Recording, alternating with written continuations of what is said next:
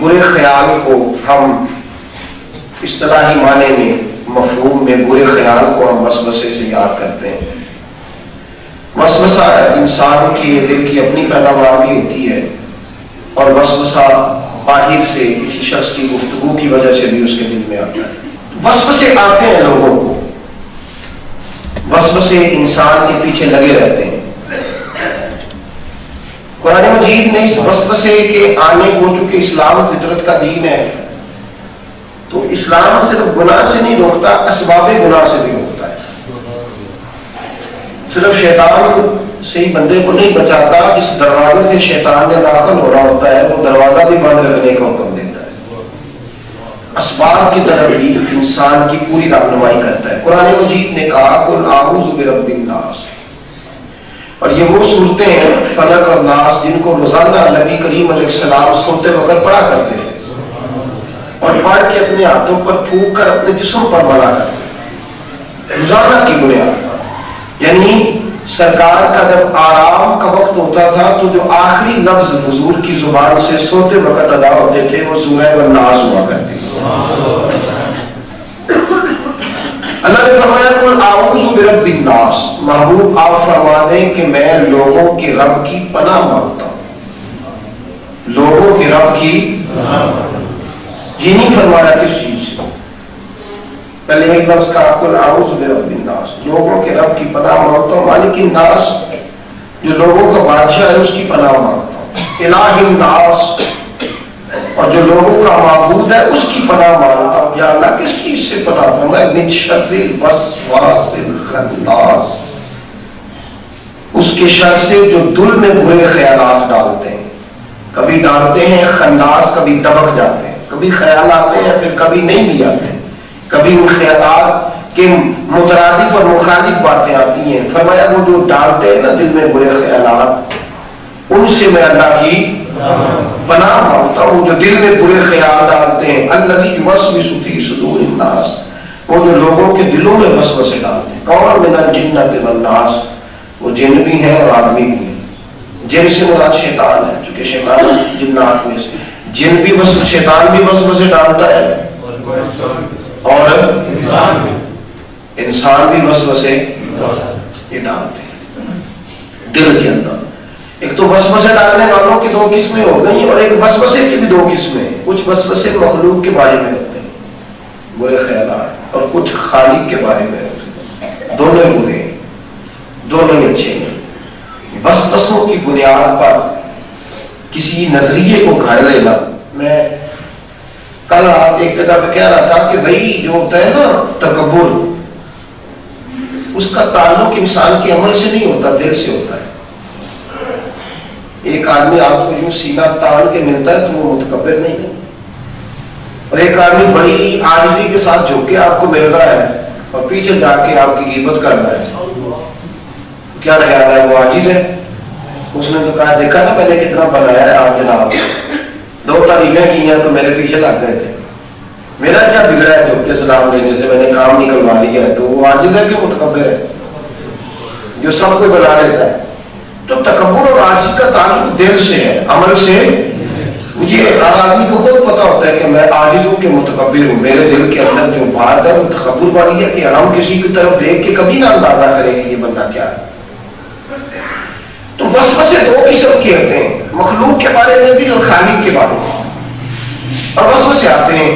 وسوسوں کی بنیاد پر لوگ نظریہ گھڑ لیتے ہیں، لوگ سوچ بنا لیتے ہیں وسوسے کی بنیاد پر، اس وسوسے کو لوگ زبان پہ لاتے ہیں، اسی وسوسے کی بنیاد پر اپنے ذہن کے اندر ایک پختہ عقیدہ بنا لیتے ہیں جو کہ منع ہے۔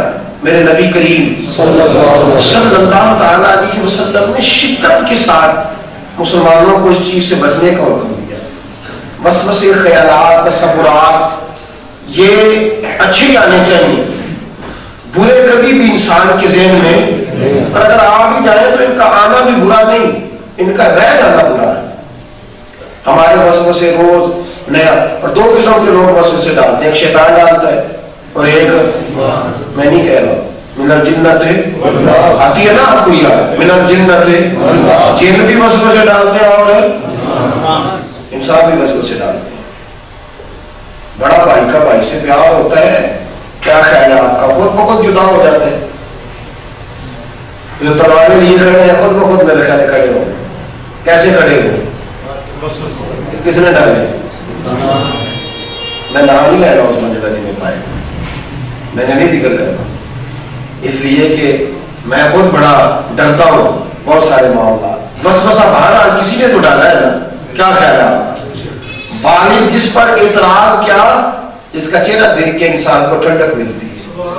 اور اماں پر اعتراض تو کیا، اماں کا تو نام لینے سے دل میں ٹھنڈ پڑ جاتی ہے. تو وہ جو اماں کوئی کھڑا ہو گیا سیدھا ہو گیا، اور ابا جی کوئی کہتا ہے تجھے میرے بالا میں نہیں پیار کر، تو یہ خود بخود اس نے کر دیا یا کسی نے ڈالا اس کے دل میں؟ جی من الجنت یہ ڈالے جاتے ہیں، بس خود بخود پیدا یہ ڈالے جاتے ہیں. اور وسوسہ ڈالنے کا بڑا لطف ہے، غیبت کا بڑا مزہ ہے. تو یہ ڈھیر سارے لوگ فریضہ زر انجام دیتے ہیں، ڈھیر سارے لوگ مالک کے دل میں خادم کے خلاف اور نوکر کے دل میں آقا کے خلاف وسوسے لوگ ڈالتے ہیں. بڑا ظالم ہے، دیندے کچھ نہیں، تو وہ تھے آ میرے نام میرے ڈیرے پہ کام کر لکھی تین تمہارے نے آئے، اور وہاں وہ گیا ہے نہ خدا ہی ملا نہ وصال سنم، نہ ادھر کے رہے نہ ادھر کے رہے. لوگ تباہ ہو جاتے ہیں، نظریات بدل جاتے ہیں. بہت سارے لوگ ایسے ہیں جن کے کاروبار خراب ہو گئے برے وسوسوں کے پیچھے. چھاڑی آپ تو ہونا ہی ہے ساری عمر سرمایہ، مجھے پتہ ہی نہیں کیسے پیسے کما رہا ہے، تم سبق بار بخار. ابھی میں تجھے کہتا ہوں وہاں پلاٹ لیں گے 6 مہینے میں وہ 2 کروڑ کا ہو جائے. تو صحیح تو تباہی ہو. تو یہ وسوسہ کس نے ڈالا ہے؟ کسی دوست نے، کسی انسان نے، کسی نے کسی روپ میں آ کے یہ وسوسہ ڈالا. ڈھیروں لوگ وسوسے پیدا کرتے ہیں، ہمارا ذہن ان کو قبول کرتا ہے. شیطان بعد میں آتا ہے، انسان وسوسے ڈالتا ہے.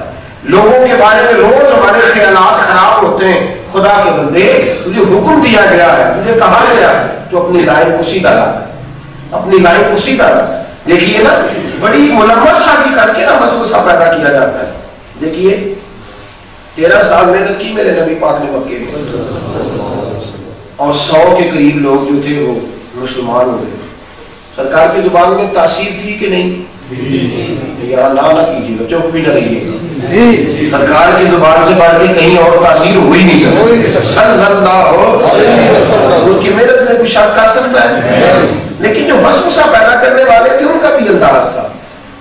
ذرا آپ نے غور کرنا ہے جو میں بات عرض کر دیتا ہوں. دیکھیں ایک طرف سرکار لوگوں کو تبلیغ کر رہے ہیں کہ بھائی تم ہزاروں لوگوں کے آگے جھکتے ہو، سینکڑوں بتوں کے پوچھتے ہو، ایک خدا کی عبادت کرو. یہ حسین بات ہے. سرکار صلی اللہ تعالی علیہ وآلہ وسلم کہتے ہیں بھائی امیر غریب کا کوئی فرق نہیں، سارے ایک جگہ پہ بیٹھ کے کھانا کھایا کرو. حضور فرماتے ہیں رشتہ داروں کے ساتھ اچھا سلوک کیا کرو، جو تمہیں مارے اس سے درگزر کرو، جو تم پہ ظلم کرے اسے معاف کرو. ٹھیک ہو گیا جناب؟ یہ سرکار کی تبلیغ. اب اس کے جواب میں وسوسہ ہے، اس کے جواب میں وسوسہ ہے. اب اس وسوسے کا جو رنگ ہے نا وہ دل نشین ہے، وہ بھی علماء والا ہے، اس پر بھی پورا تیل لگایا گیا ہے، اس پر بھی پوری جو ہے محنت کی گئی ہے.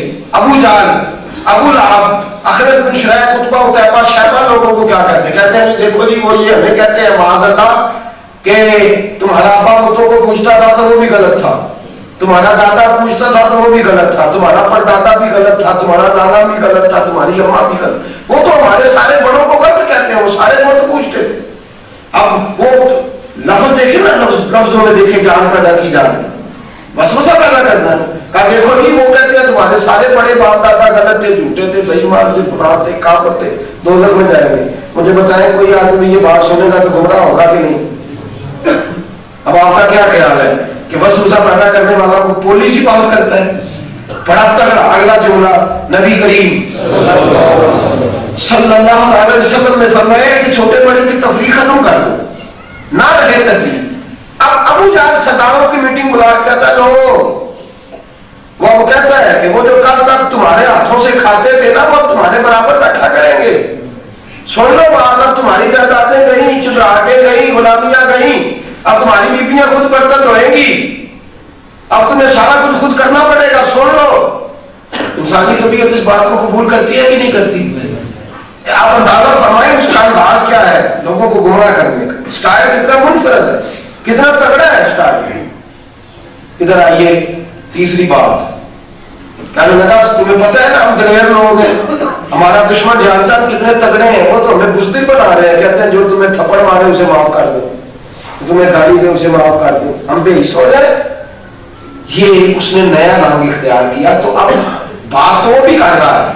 اگر جو شخص تھوڑا سا بھی برادریزم کا قائل ہوتا تھا, یا تھوڑا سا بھی وہ شخص اپنے آپ کو بھائی اسلام کے غسل کو وہ سمجھتا نہیں, مداحنت اور چیز ہے, درگزر کرنا اور چیز ہے, درگزر اور چیز ہے, اپنے دشمن کو معاف کرنا اور ہے, اور اپنے والد کے دشمن کو معاف کرنا اور ہے, اس میں فرق ہے. لیکن ابو جہل اور اس کے لوگ جو تھے وہ اتنا سجا کے اتنا سوار کے لاتے تھے بس وسیع کو کہ لوگ قبول کر لیتے تھے.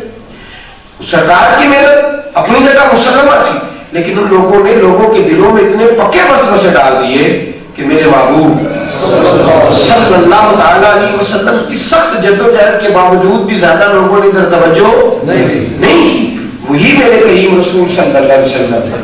اور پھر اس سے آگے کی ایک بات ہے, وہ کہتے تھے کہ وہ کل تک جو یہاں ہمارے ساتھ کھیلا کرتے تھے, بیٹھا کرتے تھے, رہا کرتے تھے, وقت گزارا کرتے تھے, اب ہم ان کے آگے جھکنا شروع کر دیں, ان کے آگے یتیم کے آگے معاذ اللہ. اس قسم کے جملے وہ بولتے تھے. ان جملوں کی بنیاد پر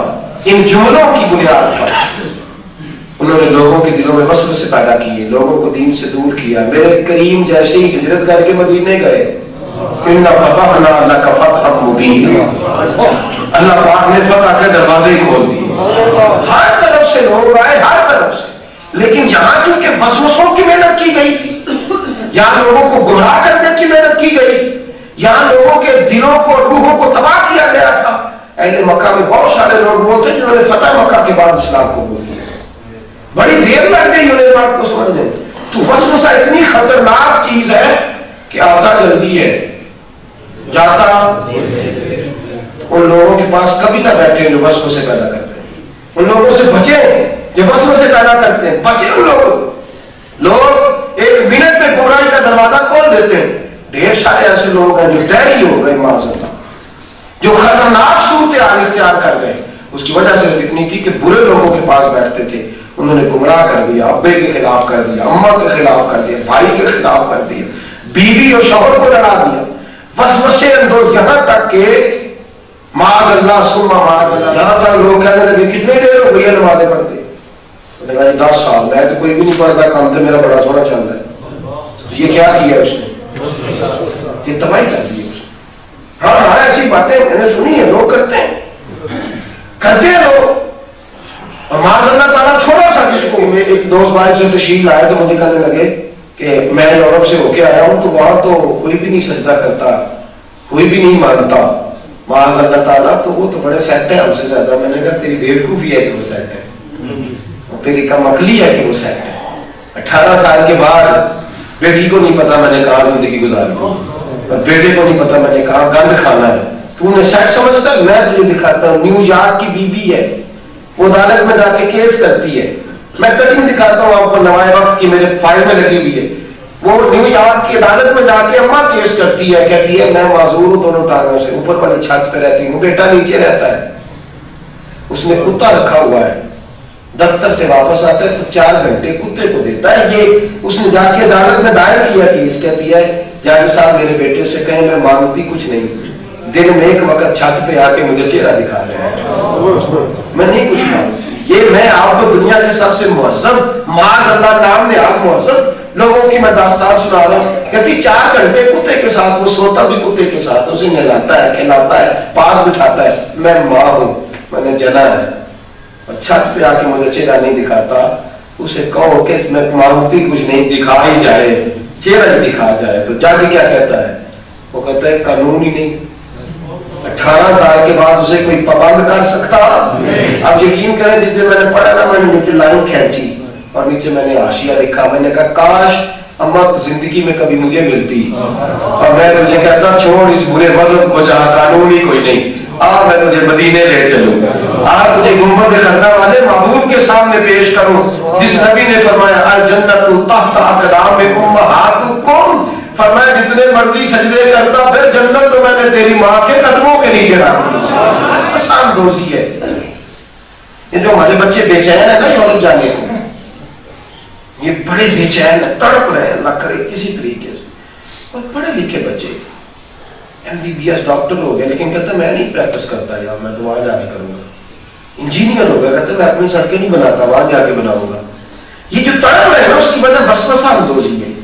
ہمارے ذہنوں میں بات ڈال دی گئی ہے کہ وہ بڑے اعلیٰ لوگ ہیں، بچے پڑھتے ہی نہیں، کام ہی نہیں کرتے، ہر چوتھا منڈا آتا ہے باہر جا رہا ہے. آپ یقین کریں وہ پتر تو بیٹا پھرتا ہے کی کرنا کرنا کاغذ جمع کرائیں گے باہر جا کے، سوائے اس کے کوئی کام ہی نہیں. اپنی مٹی پہ چلنے کا سلیقہ سیکھو، سنگ مرمر پہ چلو گے تو پھسل جاؤ گے. اور میاں صاحب نے کہا دے سپنے دیا بندہ نہ لو تم بے لا لا کھائیے، ہم غیر ملک دے باغ اندر میوے کھان نہ جائیے. اور پھر اس وسوسہ اندوزی نے تباہی. اس کے بعد پھر دیکھیے رشتوں کے اندر جو دراڑیں پڑتی ہیں یہ بھی ہماری بری صحبتوں کی وجہ سے پڑتی ہیں، بری صحبتوں. اور ذات رسالت امام صلی اللہ علیہ وسلم اور اللہ کے بندوں سے، اولیاء اللہ سے جو دراڑیں پڑتی ہیں یہ بھی بری صحبت سے پڑتی ہیں. یہاں آ کے لوگ، مجھے ایک صاحب نے آ کے سوال کیا، کہنے لگے تھی میں نے تو سنا ہے معاذ اللہ سے ابا اور بیت تو آپس میں لڑتے رہے. میں کہ تو کہتے جی مجھے اس کی دلیل دے. میں کہ پہلے بندہ تاجر کو تو سنے ہیں، پہلے اس کو ایڈریس میں پہلے مجھے وہ بتا جہاں تک جس سے تو نے سنا ہے پہلے اس سے تو پوچھو. کہتا جی وہ تو میرا دوست ہے میرے نال رہتا. میں کہا پھر تو صحیح نہیں ہو سکتا پاؤں میں تمہیں جو مرضی سنا. اس کی وجہ آپ دلیل دے. میں نے کہا میں پہلے کہہ رہا ہوں کہ تو ٹھیک ہو ہی نہیں سکتا. کہنے لگا کیسے صحیح ہوگا؟ میں نے کہا سب سے پہلے تجھے اس کی دوستی چھوڑنی پڑے گی. جو تجھے یہاں تک لے آیا کہ نبی کریم کی بارگاہ میں بیٹھنے والے اگر صحیح نہیں تھے تو ظاہر مجھے بتا پھر دنیا میں صحیح ہے کون؟ اگر وہاں رہنے والے صحبت نبوت میں ٹھیک نہیں تھے تو پھر دھرتی پہ کوئی صحیح ماں نے جگہ ہی نہیں. پھر صحیح لوگ آئے گے کہاں سے اگر وہاں لوگ ٹھیک نہیں؟ لوگوں نے تباہی کر. میں جی عمرہ کر کے آیا مول جی تو مار چھڑے 17 رکعتاں پڑھا کے وہ تے وضو کر دینے تے 4 رکعتاں پڑھ دینے تے کار تسی کہڑا دین نے سامنے تھکا چھڑتے نفل پڑھا. یہ مجھ شاعر ڈائریکٹ سوال کرتے ہیں لوگ، کہتے ہیں آپ نے تو ہمیں تھکا دیا ہے. 17 رکعتاں تے فلاں تے فلاں موٹی موٹی نماز موٹا موٹا دین آپ کس چکر میں لگ گئے؟ یہ تو بڑا آسان کام ہے. کدھر آ گئے 17 رکعتیں؟ ساری رات نماز ہی پڑھتے رہو. میں نے کہا قرآن کھول سورۃ فرقان پڑھ والذین یبیتون لربہم سجدا وقیاما. اللہ فرماتے ہیں رب کے بندے وہ ہیں جو ساری رات سجدے میں گزار دیتے ہیں، ساری رات قیام میں گزارتے ہیں. چھوڑے کہاں سے آپ سیکھ کے آگے؟ بس وہ سال دوزی ہے، تباہی ہو گئی. ہر طرف سے لوگ بات سنتے ہیں، ہر طرف سے. اور ایک اور نیا چکر چل گیا ہے، اب یوٹیوب پاس ہے، موبائل کھلا ہوا ہے، کام ہے کوئی نہیں، ساری رات بیٹھو نیٹ پہ اس کی بھی بولی سنو اس کی بھی بولی. جی سب کی بات سننی چاہیے، سب کی بات آگے میں یہ نیا فکر. امیر المومنین خلیفۃ المسلمین حضرت عمر فاروق رضی اللہ تعالی شان پتہ کیا ہے؟ میرے نبی کریم صلی اللہ علیہ وسلم نے فرمایا میں نے خواب دیکھی ہے لوگوں نے قمیضیں پہنی ہوئی تھی، کسی کی قمیض ناف تک، کسی کی پیٹ کو ڈھانپے ہوئے، کسی کی قمیض گھٹنوں تک. فرمایا عمر میں نے تمہیں دیکھا ہے تیری تو قمیض پیروں سے بھی نیچی تھی. بڑا لمبا کرتا تھا. صحابہ کہنے لگے حضور اس کی تعبیر کیا ہے؟ اور میں اس کی تعبیر یہ ہے کہ جتنا جس کا دین تھا اتنی قمیض لمبی تھی. میرا عمر مکمل دین کے اندر ڈھکا ہوا ہے، اس لیے پیروں سے نیچے تک اس کی قمیض تھی، لمبا کرتا تھا، دین میں ڈھکا ہوا ہے. میرا عمر اتنا بڑا شخص ہے. حضرت فاروق اعظم نبی کریم مسجد میں آئے تو تمہارے فاروق تورات پڑھ رہے تھے. تورات اللہ کی کتاب ہے کہ نہیں؟ رب کریم نے نازل پر اس میں تبدیلی آ گئی، تغیر آ گیا، لوگوں نے بدل دی، معاملہ آ گیا، لیکن اس کے اصل میں کسی کو کوئی شک نہیں. تورات حضرت موسیٰ پہ نازل ہونے والی اللہ کی کتاب ہے. حضرت عمر فاروق تورات کی تلاوت کر رہے، فرماتے ہیں سرکار مسجد میں آئے، مجھے دیکھا تو حضور کے چہرے پر ناراضگی کے آثار ہے. چہرے پر ناراضگی. کیا کر رہے ہو؟ حضور میں تورات پڑھ رہا ہوں. یہاں لوگ کہتے ہیں میں سب کی سنتا ہوں سب کی پڑھتا ہوں. کہا میں تورات پڑھ رہا ہوں. میرے نبی کریم صلی اللہ علیہ وسلم نے فرمایا عمر قسم ہے اللہ کی عزت کی، اگر حضرت موسیٰ علیہ السلام حیات ظاہرہ میں ہوتے میرا کلمہ پڑھتے اور میرے قرآن کی تلاوت کرتے، میرا کلمہ پڑھتے، میری اتباع کرتے، میری کتاب کی تلاوت کرتے. تم تورات پڑھ رہے ہو، خبردار آپ کر رہے ہیں، اجازت نہیں ہے. یہاں وسوسہ اندوزی ہے. ہم بیٹھتے ان جگہوں پہ جہاں ہمیں نئی بات بتائی جاتی ہے, وسوسہ پیدا کیا جاتا ہے, تباہی کی جاتی ہے. مولوی بھی ٹھیک نہیں, پیر بھی ٹھیک نہیں, مسجد بھی ٹھیک نہیں, دین سے دور ہو گئے لوگ دین سے دور ہو گئے. وسوسہ اندوزی نے اتنی تباہی کر دی ہے کہ معاملات روز بگڑتے جا رہے ہیں, تو لوگ دور ہو رہے ہیں دین سے اس وسوسے کی بنیاد پر. دیکھیں, خیالات کا آنا برا نہیں, خیالات کا لانا برا نہیں, اور اگر کبھی خود بخود آ جائے تو پھر اس کا دل میں رکھنا برا ہے. ان خیالات سے بچیں, اپنے آپ کو بچائیں, اپنی سمت کا تعین کریں اور اپنی ڈگر پہ سیدھے سیدھے چلیں. دائیں بائیں نہ دیکھیں, دائیں بائیں نہ دیکھیں, اپنی ڈگر پر سیدھے چلیں. آپ وسوسوں سے بچیں گے. دھیان سے جائیں, اپنی مسجد میں دھیان سے نماز ادا کریں, اپنے بزرگوں کی بات سنیں. وسوسہ اندوزی جو دائیں بائیں سے ہوتی ہے اس سے آپ بچ جائیں. ہم جان بوجھ کے نکلتے ہیں غلط جگہوں پہ اور جان بوجھ کے وسوسے پیدا کر کے آتے ہیں. ہاں, جب کوئی ماہر ہو جائے قرآن و سنت کا, پھر اس کا جو جی چاہے پڑھے, جس کا جی چاہے جس کی مرضی بات سنے, لیکن جب مہارت ہی نہیں پھر وسوسہ اندوزی سے بچیں. خیالات کا آنا برا نہیں. جان رہے ہیں آپ لوگ؟ یہ کچھ بندے آپ کہتے ہیں کہ میرا نماز دل ہی نہیں لگتا, لہذا میں چھوڑ دیتی. نماز پڑھنا ضروری ہے کہ دل لگانا ضروری ہے؟ جی سارے بولیے, کہ دل لگانا ضروری ہے. اللہ کے لیے پڑھ رہے ہو, دل لگانے کے لیے پڑھ رہے ہو. اس کو دل لگی سمجھ دی ہے بھائی, دل لگ جائے تو بڑی بات ہے, نہ بھی لگے تو. رسول نے ایک مسئلہ بتایا. ایک بندہ میری طرح بالکل فارغ ہے, کوئی کام نہیں اسے, میں مسجد میں آ کے نبی نماز پڑھ رہا ہے. ایک بیچارے نے ریڑھی لگائی ہے, اس کی کل راس ہی 5,000 روپے ہے. ریڑھی پہ وہ کام کرتا ہے, شٹر بھی کوئی نہیں کہ دکان بند کر رہا ہے, نماز کا ٹائم ہو گیا ہے. ایک بندے کو کیا ہے, حضرت دھیان رکھی میں نماز پڑھ کے آیا. دل لگ جائے گا اس کا نماز میں؟ کتنے ہوئے گا دل؟ کنواں دل, سیب دل. تو یہ بتائیں, فارغ آدمی کو ثواب زیادہ ہے یا وہ جو ریڑھی کھلی چھوڑ کے آیا اس کو ثواب زیادہ ہے؟ بولے اور دل نہیں لگا, ثواب کا دل زیادہ ہو گیا. سمجھ رہے میری بات کو آپ لوگ؟ وہ میرا بھی دل ہی نہیں لگتا کہ حضرت صاحب کو ایسا کام کرو بھائی, تو آئی کام میں دل کرتا ہے. کھائیے کہ نہیں پھر کیوں بڑا؟ اس لیے کہ اس سے دل کو چھوڑ میرے دوست, دل تو کہیں تھا ابا جی کی اماں جی کی بات ماننے کو نہیں کرتا. دل کا کیا معاملہ ہے؟ میرا میں کہ حضرت جی سویرے بڑا ٹیل لایا, اٹھیا ہی نہیں گیا, جاگتا بھی ساتھ اٹھیا. میں کیا ہے, میں نے میرا نہ کہانیاں سناؤ, یہ تو کہانی ہے. وہ زلزلہ آیا نا تو میں باہر نکلا, یہاں جیسا کہ بات ایک دوست ہے پیار کرنے جی میں کل ہل گیا. میں کہا نہیں جان کے نمبر پہ ڈال دوں کدو ہی دے کچھ بھی نہیں ہوتی ہو جائے کھلوتے سو. نہیں حضرت صاحب کل تے یقین کرو تباہی ہو. میں کہ کنیاں نمازاں پڑھی ہیں کل تباہی, کہتے انشاءاللہ پڑھا گے. تو میں کہا کہ نمبر پہ پڑھا دیں کدو ہی دے وہ نہیں ہو جائیں گے سو. اچھا یہ تو لفظ ہے نا جی, روزے آئے گی سے پہلا شروع کر رہا ہے کہ بھائی بڑی گرمی کے روزے بھائی آ رہے دے اور تو دیکھی جائے گی. تو اپنے سے دیکھ رہے ابھی سے سامنے جنہوں ایک ساتھ 4 دن پر کہتے تھے جون چوڑے, تو میں کیا آ رہے تھے یار, اللہ تعالیٰ ہو رہے بات سے شروع کرا رہے.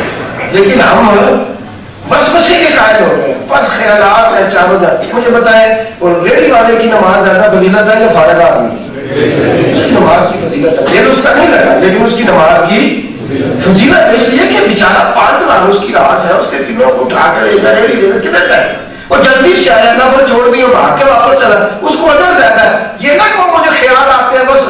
امام غزالی اور امام احمد غزالی 2 سگے بھائی ہیں. امام غزالی مسجد میں نماز پڑھتے تھے, امام احمد غزالی پیچھے پڑھتے ہی نہیں تھے. وہ پڑھاتے تھے نماز, وہ پڑھتے نہیں تھے, دونوں سگے بھائی تھے. امام محمد غزالی نے اپنی اماں سے شکایت کی, کہنے لگے میرا بھائی میرے پیچھے نہیں پڑھتا تو باقی کہاں پڑھیں گے. اماں اس کو سمجھا تو بلایا چھوٹے بھائی کو, کہا تو غزالی کے پیچھے نماز کیوں نہیں پڑھتا؟ کہا جی اماں جی وجہ کہنے کہ مجھے وجہ کا نہیں پتا, تیرا بھائی ہے. اور ماں باپ تبھی راضی ہوتے ہیں جب بہن بھائی سلوک سے رہے. تو تو بھائی کے پیچھے نماز, اصل آج میں نے بھائی کے پیچھے پڑھنی. کہا ٹھیک ہے. امام محمد غزالی چلے گئے, عصر کی نماز کی نیت باندھی, 2 رکعتوں پہ نماز توڑ کے گھر آ گئے. 2 رکعتوں پہ نماز توڑی گھر آ گئے. اب تعریف لوگ ذرا سوچ سمجھ کے کرتے ہیں, اور تنقید جی قاری صاحب بولے اس لیے کہ مولویوں پہ سب سے زیادہ کرتے ہیں اور بغیر سوچے سمجھے. امام غزالی, یہ میں آپ کو یہ لفظ ہیں اس جگہ لکھے ہوئے ان کی سیرت میں, سارے نمازی پیچھے پڑ گئے. کہنے لگے امام صاحب بات کھول کے کریں. پہلے آپ کا بھائی آتا نہیں تھا اور آج آیا ہے تو اس نے پڑھی نہیں پوری, لوگ پیچھے پڑ گئے. اس لیے کہ تعریف جو ہوتی ہے نا وہ لوگ سوچ سمجھ کے کرتے ہیں. اب تنقید خیر کر دی وہ جی دیکھو جی وہ حاجی صاحب نے چنگی کو لیتے کی پہ کر دینے کو پتا نہیں حاجی صاحب کو کتنی مجبوری ہے. آپ کو تنقید کی ایسی اجازت نہیں. جو جی بڑا خطرناک ہے, پتا نہیں بیچارہ اس وقت کس پریشانی میں روک لیے جا رہا ہے. آپ کو کس نے اجازت دی ہے فٹافٹ وہ کھولنے کی بات کرنے کی؟ کہا آپ کے بھائی نے نماز نہیں پڑھی. امام صاحب بڑے پریشان ہو گئے, گھر چلے گئے. پتا بھی نہیں تھا کیوں نہیں پڑھی, تو لوگوں کو کیا جواب دیتے؟ کہتے مجھے پتہ ہی نہیں. گھر گئے, اماں سے کہا کہ بہتر یہ تھا یہ نہ ہی آتا. اماں نے کہا کیوں کیا ہو گیا؟ امام صاحب بڑے, اماں میں کیا کروں, آج گیا ہے 2 رکعتیں پڑھ کے آ گئے. والدہ نے بلا لیا, کہنے لگے احمد یہ تم نے کیا کیا؟ پریشان ہو گیا, کیوں 2 رکعتیں پڑھ کے آ گئے ہو؟ نبی کریم صلی اللہ علیہ وسلم نے فرمایا اتقوا فراست المومن فانه ينظر بنور اللہ. مومن کی فراست قلبی سے ڈرا کرو. کامل مومن کے پاس جا کے باتیں بنا کے نہ دکھایا کرو. وہ تمہارے دلوں کے حال بھی جان لیتا ہے, اللہ کے دلوں میں نور سے دیکھتا ہے. فانه ينظر بنور اللہ. وہ بات نہ کرے, بات نہ کہ وہ تو تمہارے دل تک جانتا ہے تم کیا لے کے آئے ہو. کہا امام احمد غزالی نے, کہنے لگے اماں جی کیا نماز پڑھنی ہے بھائی جان کے پیچھے؟ 2 رکعتیں صحیح پڑھائی ہیں, بعد میں 2 رکعتوں میں سوچنے لگ گئے تھے کہ ابھی نماز کے بعد لوگوں نے طلاق کا مسئلہ پوچھنے آنا ہے, تو میں نے بتانا ہے صحیح نماز پڑھتا تو میں اس کے پیچھے پڑھتا رہتا ہے, صحیح پڑھاتا ہی نہیں. کہ نماز میں کبھی ادھر وسوسہ کبھی ادھر وسوسہ. اماں بھی تو غزالیوں کی اماں تھی, اماں بھی تو غزالیوں کی اماں تھی نا. اویسیوں میں بیٹھ جا, غزالیوں میں بیٹھ جا, اگر کچھ طلب ہے تو بے طلب سوالیوں میں بیٹھ جا. درود پڑھ, نماز پڑھ, عبادتوں کے رات پڑھ, صفیں تو سب بچی ہیں عشق والیوں میں بیٹھ جا. غزالیوں کی اماں ہے.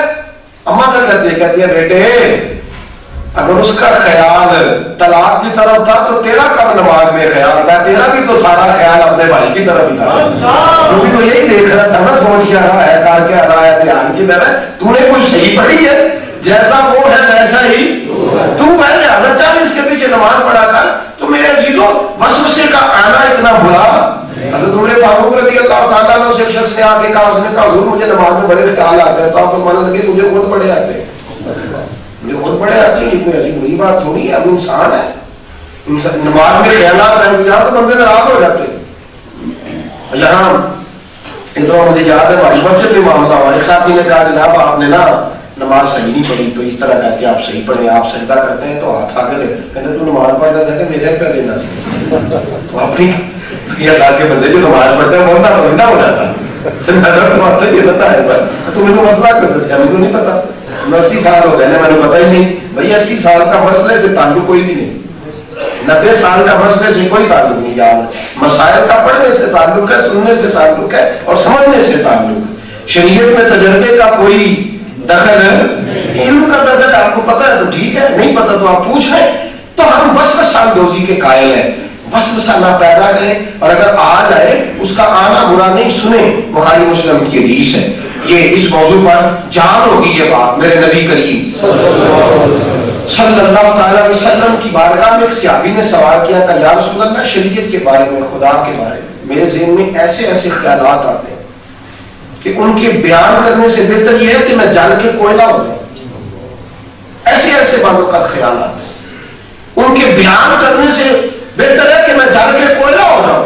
تو حضور ان خیالات کے بارے میں اللہ پوچھے گا کہیں میں منافق تو نہیں ہو گیا, یہ کہیں میرے بے ایمان ہونے کی علامت تو نہیں؟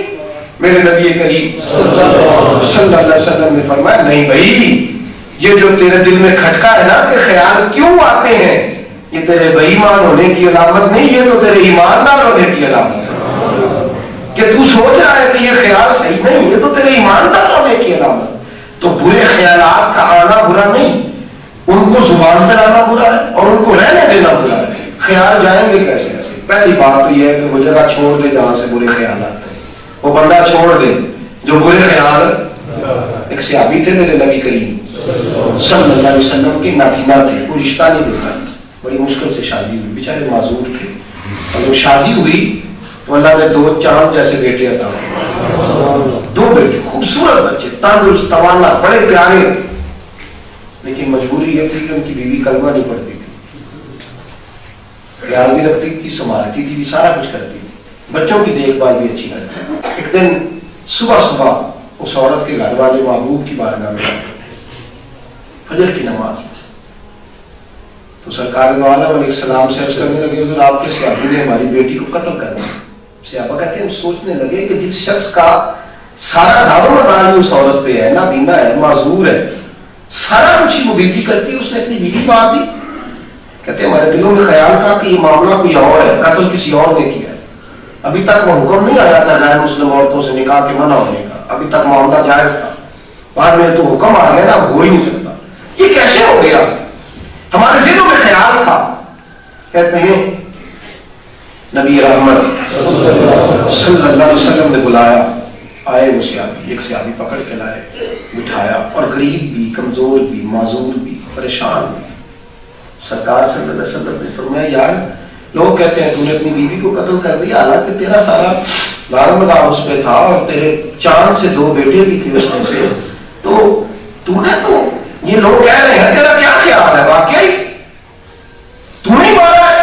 حضور جانتے ہیں سارا کچھ، لیکن حدود شریعت کو قائم کرنے کے لیے اس سے علمانا ضروری ہے۔ بول تو اسے ابھی اٹھے، آنکھوں میں آنسو ہے، عرض کرنے لگے حضور آپ نے درست فرمایا ہے، میرا گھر کا سارا دار و مدار اس عورت پہ تھا، میرے چاند جیسے بیٹے تھے، اس سے قبل میری زندگی کے معاملات پریشان کن تھے، اس کے آنے سے مجھے بڑی تازگی ملی، لیکن یا رسول اللہ صلی اللہ علیہ وسلم میں کیا کروں؟ جب بھی میں بیٹھتا تھا آپ کے بارے میں بری باتیں کرتی تھی، حضور آپ کے بارے میں معاذ اللہ کچے جملے بولتی تھی، میرے دل میں وسوسے پیدا کرنا چاہتی تھی، مجھے آپ سے دور کرنا چاہتی تھی۔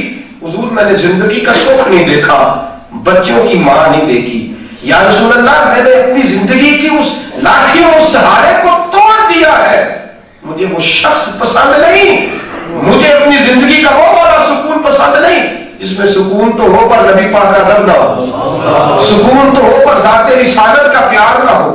حضور میں نے کیا کرنا ہے اس کو جو مجھے آپ کی بارگاہ سے دور کرے؟ حضور میں نے مانا ہے، خود مانا ہے، رات اس نے بے ادبی کی اور میں نے اس کو کہا اپنا لفظ ادا کرنا مار ڈالوں گا، اس نے پھر جملے کہے کہ یا رسول اللہ میں خنجر لے کے اٹھا اور میں نے اس کے پیٹ پہ خنجر رکھا، اتنا دبایا کہ جب تک اس کی چیخیں بند نہیں ہوئی، جب تک وہ ٹھنڈی نہیں ہوئی، حضور میں نے چھوڑا نہیں۔ میرے کریم رسول صلی اللہ علیہ وسلم کو بات سناتے ہیں، رو رہے ہیں، کہتے ہیں حضور مجھے پتا ہے میرے بچے پریشان ہیں، حضور مجھے پتا ہے مجھے بڑی مشکل سے رشتہ ملا تھا، میں جانتا ہوں، لیکن حضور وہ آپ کے بارے میں میرے دل میں برے خیال پیدا کرتی تھی، آپ کی ذات کے بارے میں وسوسے ڈالتی تھی، مجھے وہ جگہ گنوانا نہیں، میں نے مار ڈالا ہے، اب آپ حکم فرمائیں۔ میرے بابو اٹھے، قریب گئے، ماتھا چوما اور میں فکر نہ کرنا، اللہ دنیا میں بھی جزا دے گا، آخرت میں بھی جزا دے گا، اللہ تیری دنیا آخرت اچھی کر دے گا، اچھی کر دے گا۔ دوستو صحابہ نے تو قتل کر دیا اس کو جو ذات رسالت کے بارے میں برے وسوسے پیدا کرے، اور یہ اللہ کے بارے میں برے وسوسے پیدا کرے، اسلام کے بارے میں برے وسوسے، اور ہمارے جرانے لگے ہوئے ہیں، ہمارے تعلقات بنے ہوئے ہیں، ہمارا لوگوں کے ساتھ اٹھنا بیٹھنا، آنا جانا، کھانا پینا ہے، جو ہمارے پاس بیٹھ کے کرتے ہیں نبی پاک کو پتہ کچھ نہیں تھا، جو ہمارے پاس بیٹھ کے کرتے ہیں نبی پاک مکھی کا پان نہیں بنا سکتے تھے، جو ہمارے پاس بیٹھ کے کہہ جاتے ہیں کہ رسول کریم کی جوتی کو گند لگا ہوا تھا معاذ اللہ اور نبی پاک کو پتہ ہی نہیں تھا کیا ہے، کیسے تو بات سن لیتا ہے، تو کیسے برداشت کر لیتا ہے؟ جو حضرت ابوبکر صدیق کی بے ادبی کرے اور تیرے سامنے کر جائے تو کیسے برداشت کرتا ہے؟ فاروق اعظم کو بات کرے اور تیرے سامنے کر جائے تو کیسے برداشت کرتا ہے؟ مولا علی کو بات کرے اور تیرے سامنے کر جائے تو کیسے برداشت کرتا ہے؟ ہزاروں قوم میں وجود میں آئی دہر میں کچھ پتر کے رشتے سے ہم نے بنیاد دوستی رکھی، یاد خیر البشر کے رشتے سے، ہمارا اس سے تعلق کیا ہے؟ جو محبوب کے بارے میں بات کرے، صحابہ کے بارے میں بات کرے، اہل بیت کے بارے میں بات کرے، اور یا اللہ آج لوگوں کے نظریات بدل گئے، عقیدے بدل گئے۔ میں ایک بزرگ تھے، ان کو اکثر کہتا تھا، میں کہتا تھا آپ کے بچوں کا اٹھنا بیٹھنا ٹھیک نہیں، ان کو منع کرے، غلط لوگوں کے پاس اٹھتے بیٹھتے ہیں، لیکن وقتی طور پہ وہ کہنے لگے میں مجبور ہوں، اور میرا خیال یہ ناقص ہے کہ انہوں نے ٹھیک نہیں کیا۔ پھر ہم نے دیکھا اس شخص ساری زندگی جس نے درود پڑھ کے گزاری تھی اور اپنے والدین کے لیے جو روزانہ اٹھ کے سورۃ اخلاص پڑھ کے فاتحہ پڑھتا تھا، وہ انتقال کر گیا تو اس کا کسی شخص نے کل بھی دلانا پسند نہیں کیا. تو جرم تو اصل اس شخص نے کیا جس نے تربیت ہی نہیں کی, بتلایا ہی نہیں کہ کس انداز میں تم نے میرے پاس یہ معاملات کرنے. ہم نے اس طرف توجہ نہیں کرائی, جدھر مرضی جس کی مرضی صحبت میں لوگ بیٹھے, وسوسوں کے قائل ہوئے, نظریات بگڑے, دور دور لوگ چلے گئے, دور دور حالات بدل گئے. میرے عزیزوں, آج ڈھیروں لوگ ایسے ہیں جو ہمارے ذہنوں میں وسوسہ اندوزی پیدا کرتے ہیں ذات رسالت کے بارے میں, اولیاء کے بارے میں, صوفیاء کے بارے میں. داتا صاحب کو کتنا عرصہ ہو گیا مثال کی جی, اسلام کو آئے کتنا عرصہ ہو گیا جی, 1000 سال پہلے جو داتا صاحب بات کر رہے تھے وہ ٹھیک ہے, جہاں کی مولوی بات کرتا تو وہ ٹھیک ہے. داتا صاحب تو غلط ہو گئے, بلکہ داتا کہنے غلط ہو گیا, ان کی کشف معلوم ساری غلط ہو گئی, ان کے نظریات غلط ہو گئے. اور وہ جو جدید دور آیا ہے, جدید اسلام آیا ہے, اس میں کوئی صوفی نہیں, کوئی ولی نہیں, کوئی شے نہیں, کوئی معاملہ نہیں, کوئی اسلام ٹھیک ہو گیا. کیسے ہو گیا یہ؟ 1000 سال قبل جو صوفیاء کا سلسلہ طریقت آ رہا ہے, اور داتا صاحب سے پہلے حضرت جنید بغدادی ہیں, حضرت سدری سبتی ہیں, حضرت حسن بصری ہیں, حضرت عبدالواحد زید ہے. ایک تسلسل جو صوفیاء کا آیا وہ تو ٹھیک نہیں. اور آج ایک شخص اٹھ کے کہتا ہے میں ڈائریکٹ نہیں قرآن پڑھ سکتا, مجھے ڈائریکٹ نہیں سارا کچھ آتا, یہ کیسے صحیح ہوگا مجھے بتلائیے. اور ہم لوگ بڑی جلدی وسوسوں کا شکار ہوتے ہیں, آ کے سوال کرتے ہیں, جواب لیتے ہیں, کھلا ہو گیا, کیسے میاں ہو گیا, یہ ممکن ہی نہیں, یہ سوال ہی پیدا نہیں ہوتا. آج سے 702 سال ہو گیا شاہ رکن عالم کو. کتنے؟ 702 سال. اور شاہ رکن عالم رحمۃ اللہ علیہ آج سے, شاہ رکن عالم کو تو جانتے ہیں نا ملتانی, حضرت بہاؤالدین زکریا ملتانی کے کیا کرتے ہیں, ان کے پوتے. حضرت بہاؤالدین زکریا ملتانی کے شاہ رکن عالم اس زمانے میں ارشاد فرماتے ہیں, آپ فرماتے ہیں لوگوں اس شخص سے بچو جو تمہارے دلوں میں اللہ والوں کے خلاف باتیں ڈالتا ہے. فرمانے لگے اس شخص سے بچو جو تمہارے دل میں اللہ والوں کے خلاف باتیں ڈالتا ہے, اور اس کے پاس بیٹھا کرو جو تمہارے دل میں اللہ والوں کا پیار پیدا کرتا ہے. اس کے پاس بیٹھا جو اللہ, آج سے 702 سال پہلے ہمیں نصیحت کر رہے, اور آج ہم وہ چمکتا ہوا رنگ دیکھ رہے ہیں. وسوسہ اندوزی ہے, لوگ الجھے ہوئے ہیں, جگہ جگہ لوگ گھوم رہے ہیں. میرے دوستو, اسلام کا جو تسلسل ہے, اسلام کا, میں حرم شریف میں بیٹھا تھا, مجھے ایک شخص کہنے لگا جی تو بڑے مزار بنا ہے, اتنے مزار ہے. میں کہ شدائیت انہوں گنبد خضرا ہی نظر آ رہا ہے. یار کیسا ذہن ہے لوگوں کا, عجیب چکر چل گئے. گنبد خضرا مزار شریف ہے کہ نہیں, اور سرکار کا مزار بتاتا ہے کہ جی مزار ہے جس کے فیوز و برکات پوری دنیا میں پھیلے ہوئے. وسوسوں سے بچیں, وسوسوں سے بچیں. بڑا خوبصورت آپ کو اللہ تبارک و تعالیٰ نے نظریہ دیا ہے, اللہ کی ادب سے لے کر ولی کی یہ تک, اللہ کی ادب سے لے کر ولی کی. الحمدللہ ہم سب کو مانتے نہیں اور سب کا ادب بھی کرتے ہیں, اور جن کو نہیں مانتے ان کا امر و دلال بھی کرتے ہیں کہ ہم کسی لسوڑی شاہ اور قصوری شاہ کو ماننے کو تیار ہے, کسی بے نمازی دین کے ڈاکو کو ماننے کو تیار ہے. وہ تم کیا انکار کرو گے؟ میں نے چند جمعے پہلے کہا تھا نا, مجھے بچہ صبح جمعے والے دن نا یوٹیوب وہ جی میں نے ڈاؤن لوڈ کیا, ہی دیکھے بابا کہہ رہا میرا ابو, تو میں کہ پکی کر لے ساڑھے بابا ہو گئے, وہ لکھی ہے وہ رکھ لیں جو کسی اور کو چاہیے تو دین کو اصل شکل میں لیں, اہل تصوف کے پیغام کو پہچانے. اور یہ آپ نہ کرے کہ وہ تو 2-4 بندے ہوں گے, 2-4 آپ کو کس نے کہا. میں آپ کو گنواتا ہوں, آپ کے ضلع میں آپ کو درجنوں لوگ بتا سکتا ہوں جو صوفیاء بھی تھے, علماء بھی تھے, فقہاء بھی تھے, دین کا اصل کام کرنے والے. یہ کیا بات ہوئی؟ تو میرے عزیزوں یاد رکھو, وسوسہ اندوزی سے بچو, نظریے کے بارے میں بھی, عقیدے کے بارے میں بھی, ذات خدا. اور اب تو اس سے آگے معاملہ بڑھ گیا. ہمارے کالجوں یونیورسٹیوں میں بالخصوص یہ جو اینکر بیٹھا, آپ کو پتہ ہے خیبر پختونخوا کی ایک بچی تھی, اس پہ حملہ ہوا, پھر وہ یورپ چلی گئی. نام لینے کی ضرورت تو نہیں نا مجھے. اس نے پھر کتاب لکھی, اس کو وسوسے دیے گئے نا, گمراہ کیا گیا, اس نے کتاب لکھی, اور وہ کہتی ہے داڑھی والے شخص سے مجھے دہشت ہوتی, اور وہ کہتی ہے مجھے مولوی بتائیں کہ دین کا کون سا پہلو ایسا ہے جو اس دور میں